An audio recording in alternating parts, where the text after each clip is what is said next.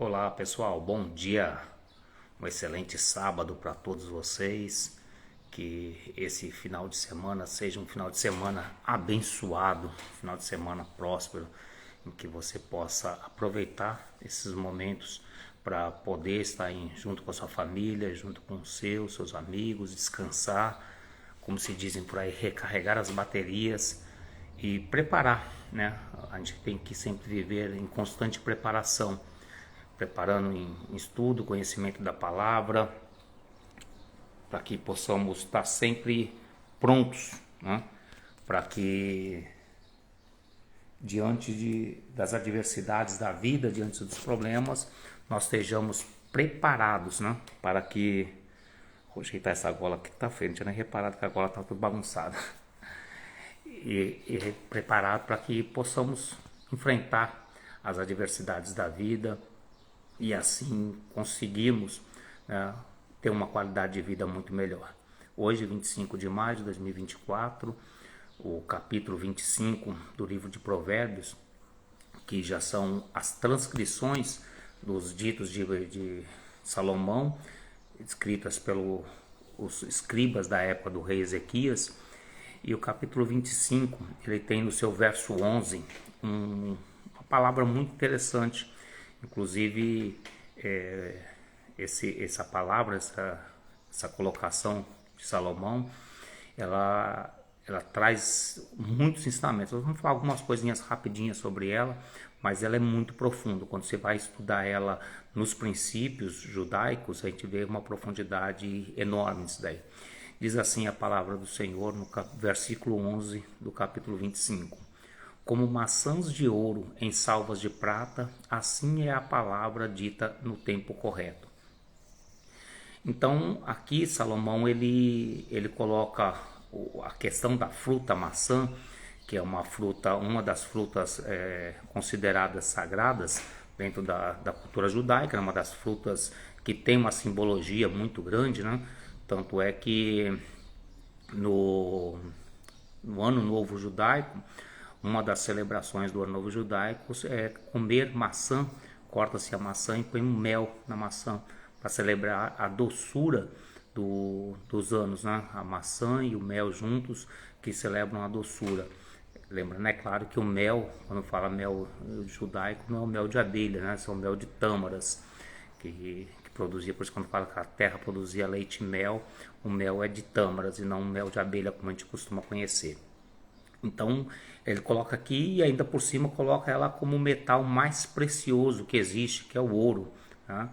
A maçã, que é o símbolo da vida, o símbolo da decisão e o símbolo de doçura, juntamente com o ouro, que é o símbolo de pureza e também o símbolo de riqueza.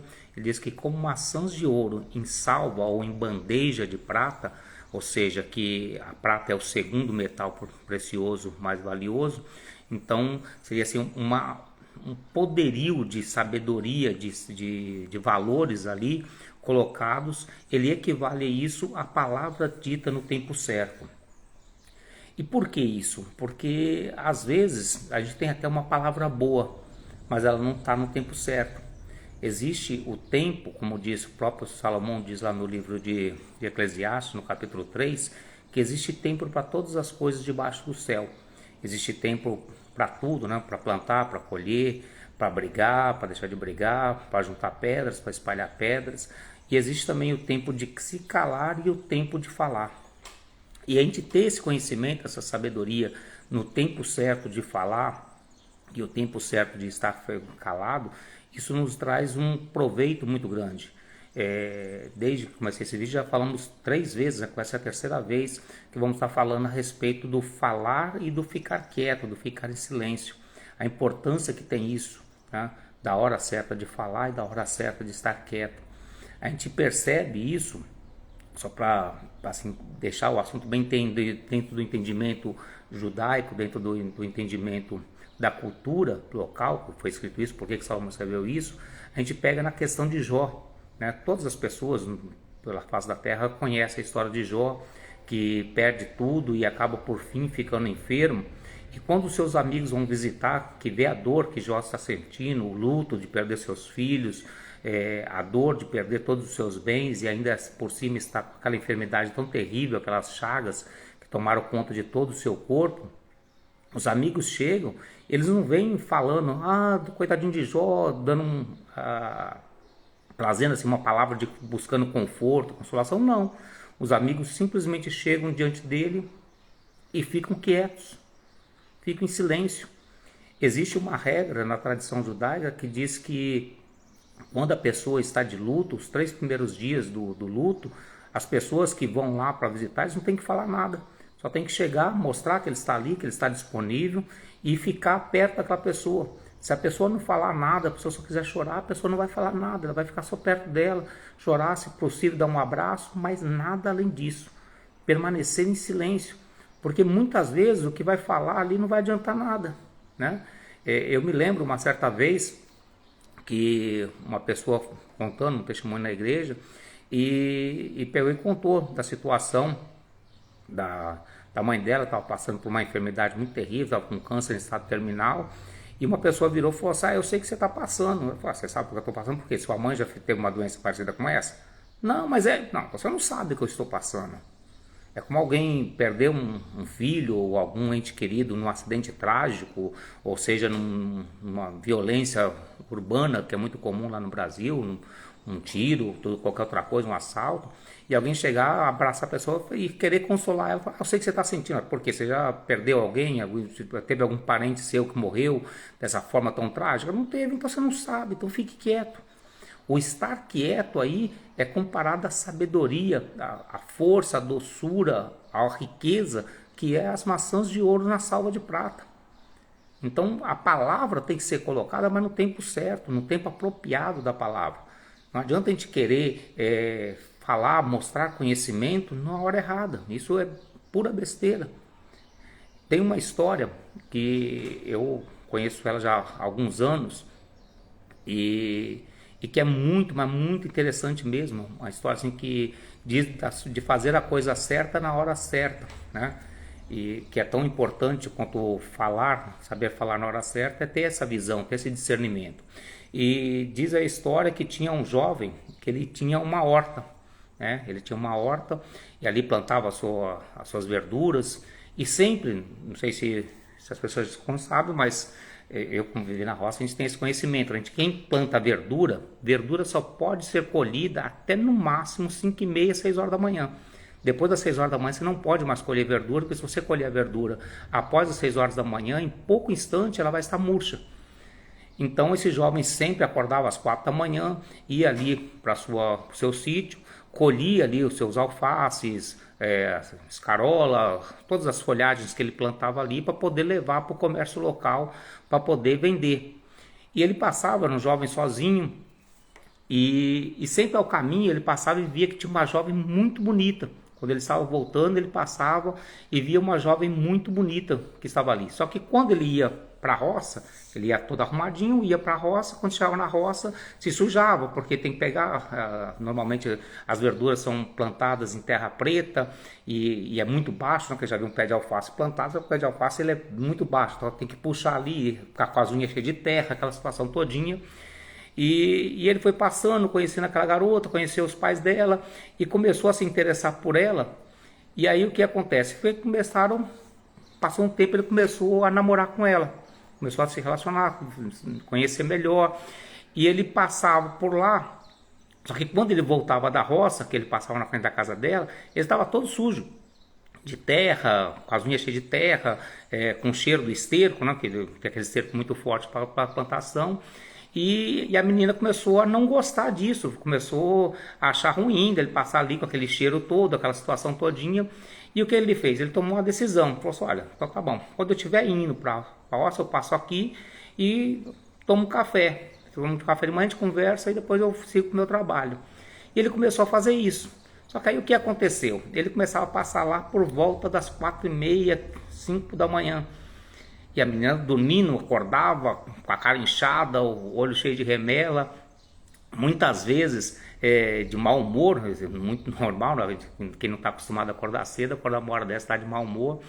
E E ele passava, ficava ali um tempo com ela, conversava, já normalmente as conversas já não fluíam tão bem, porque ela já estava irritadiça por causa da questão de estar acordando cedo.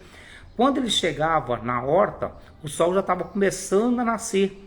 Então ele começou a colher as verduras dele ali, e as verduras começaram a chegar no entreposto de venda já murchas, já não conseguia vender tanto, e a vida dele virou um caos. O negócio dele, que era um negócio próspero, começou a afundar, o relacionamento dele com a namorada começou a ir de mal a pior, e um dia ele foi procurar conselho num sábio. Ele chegou ali para um sábio e falou para ele, explicou a situação todinha, e ele disse para ele, falou assim, olha meu filho, você está fazendo a coisa certa, só que no tempo errado.